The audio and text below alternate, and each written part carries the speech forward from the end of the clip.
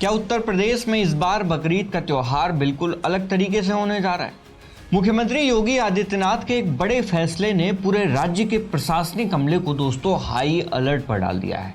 और इस बार त्योहार मनाने के तरीकों को लेकर सरकार ने कुछ ऐसी लक्ष्मण रेखाएं खींच दी हैं जिन्हें पार करने की इजाजत किसी को भी नहीं होगी। सड़क पर नमाज पढ़ने से लेकर कुर्बानी की जगहों तक सरकार ने साफ और कड़ा संदेश दे दिया है। इस फैसले के बाद से ही पूरे प्रदेश में हलचल तेज हो गई है। सड़कें चलने के लिए है या कोई भी व्यक्ति आकर के चौराहे पे आके तमाशा बना देगा? सिस्टम के साथ रहना है, नहीं मानेंगे तो दूसरा तरीका अपनाएंगे। नमस्कार, मैं हूं उमेश द्विवेदी और आप देख रहे हैं सरकारी मंथन। दोस्तों, उत्तर प्रदेश के मुख्यमंत्री योगी आदित्यनाथ ने रविवार को लखनऊ में एक बहुत बड़ी और महत्वपूर्ण बैठक की है। ये बैठक वीडियो कॉन्फ्रेंसिंग के जरिए हुई, जिसमें राज्य के सभी जिलों के बड़े प्रशासनिक और पुलिस अधिकारी शामिल थे। इस मीटिंग का मकसद था आने वाले बकरीद के त्योहार को लेकर कानून व्यवस्था की समीक्षा करना। और मुख्यमंत्री ने साफ शब्दों में यह निर्देश दे दिया कि बकरीद से जुड़े सभी रीति रिवाजों को कानूनी और पारंपरिक सीमाओं के भीतर ही पूरा किया जाना चाहिए। और इस बार सरकार ने दो सबसे बड़े फैसले लिए हैं। पहला फैसला सड़कों पर नमाज पढ़ने को लेकर है।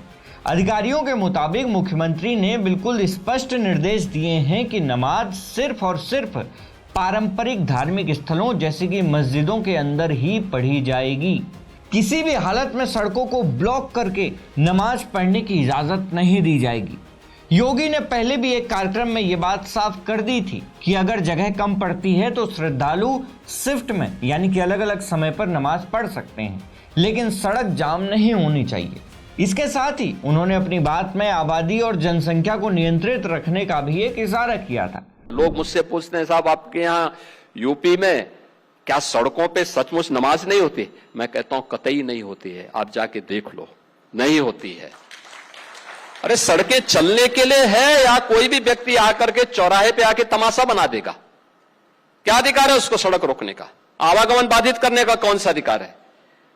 जहां उसका स्थल होगा वहां जाके करें। उन लोगों ने मुझसे कहा साहब कैसे होगा, हमारी संख्या ज्यादा है। हमने कहा शिफ्ट में कर लो, तुम्हारे घर में रहने की जगह नहीं है तो भाई संख्या नियंत्रित कर लो, और नहीं है सामर्थ्य क्यों बेकार आगे संख्या बढ़ाई जा रहे हैं। और ये चाहिए आपको कि अगर आपको सिस्टम के साथ रहना है तो याद करना, हम उन नियम और कानून को मानना शुरू करें। कानून का राज होगा, कानून के राज को सबको समान रूप से लागू करेंगे। नमाज पढ़नी आवश्यक है, आप शिफ्ट में पढ़िए, हम उसको रोकेंगे नहीं, लेकिन सड़क पर नहीं। सड़क चलने के लिए एक आम नागरिक के, एक बीमार व्यक्ति के लिए, एक आम नागरिक के लिए, एक कामगार के लिए, एक कर्मचारी के लिए, एक सामान्य नागरिक के लिए, एक व्यापारी के लिए हम सड़क को बाधित नहीं करने देंगे। सरकार का नियम सार्वभौम है, सबके लिए समान रूप से लागू होता है।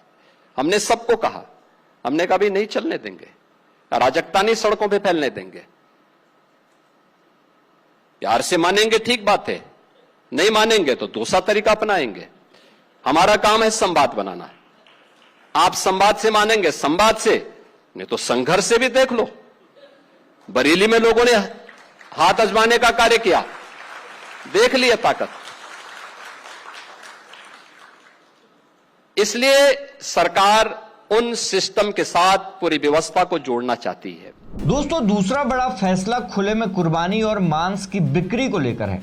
सरकार ने साफ कर दिया है कि पशुओं की कुर्बानी केवल उन्हीं जगहों पर होगी जो पहले से तय है और जिन्हें पारंपरिक रूप से मंजूरी मिली हुई है।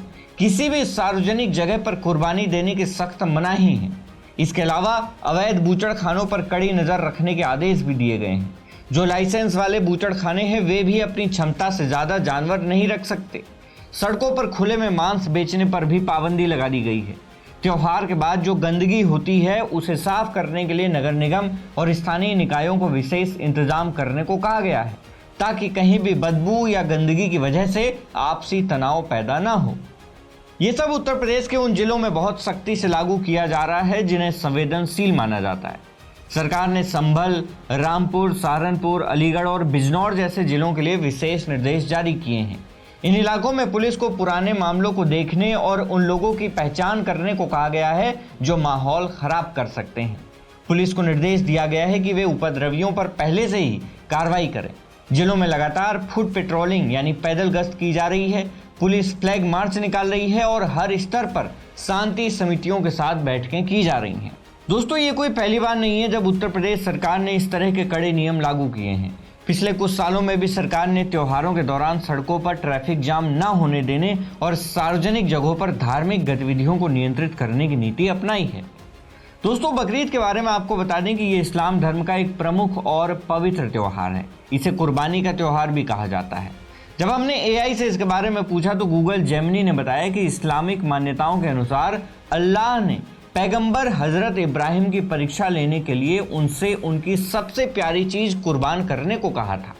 इब्राहिम अपने इकलौते और बेहद प्यारे बेटे हजरत इस्माइल को अल्लाह की राह में कुर्बान करने के लिए तैयार हो गए और जब उन्होंने अपने बेटे की गर्दन पर छुरी चलाने के लिए अपनी आंखों पर पट्टी बांधी तब अल्लाह ने उनके इस सच्चे समर्पण को देखकर उनके बेटे की जगह एक पशु को वहां पर रख दिया था और तब से ये बकरीद के दिन कुर्बानी देने की परंपरा चली आ रही है।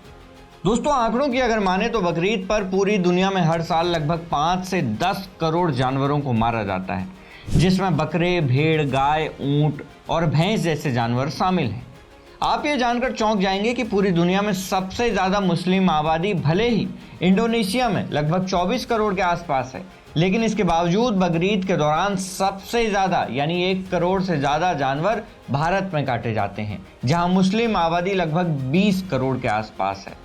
पशु अधिकार संगठन पेटा बकरीद और किसी भी अन्य त्योहार या प्रथा में दी जाने वाली पशुओं की कुर्बानी का कड़ा विरोध करता है। पेटा का कहना है कि किसी भी जीवित प्राणी को धार्मिक मान्यताओं, भोजन या कपड़ों के नाम पर दर्द या पीड़ा नहीं दी जानी चाहिए। दोस्तों, इस मुद्दे पर आपकी जो भी राय हो हमें कमेंट बॉक्स में ज़रूर बताइएगा और अगर आप किसी और मुद्दे पर वीडियो चाहते हैं तो वो भी आप कमेंट कर सकते हैं। मैं हूं उमेश द्विवेदी और आप देख रहे थे सरकारी मंथन। नमस्कार।